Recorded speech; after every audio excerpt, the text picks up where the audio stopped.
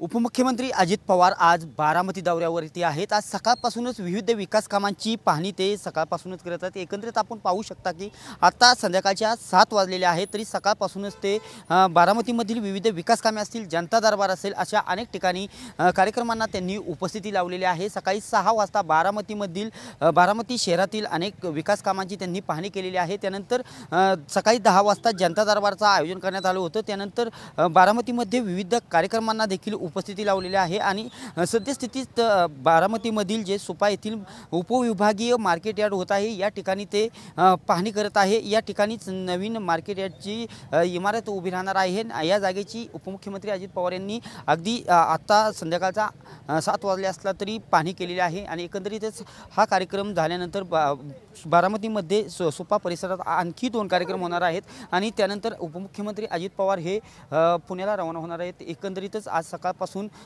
बारामतीमधील विविध विकास कामांची पाहणी असेल, जनता दरबार असेल किंवा विविध कार्यक्रमांना उपमुख्यमंत्री अजित पवार यांनी उपस्थिती लावलेली आहे।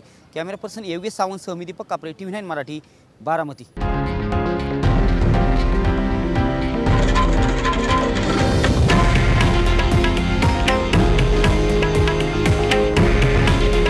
हे आहे देशातील नंबर 1 न्यूज नेटवर्क आणि आपण पाहत आहात TV9 मराठी। काळजी तुमची, हित महाराष्ट्राचं।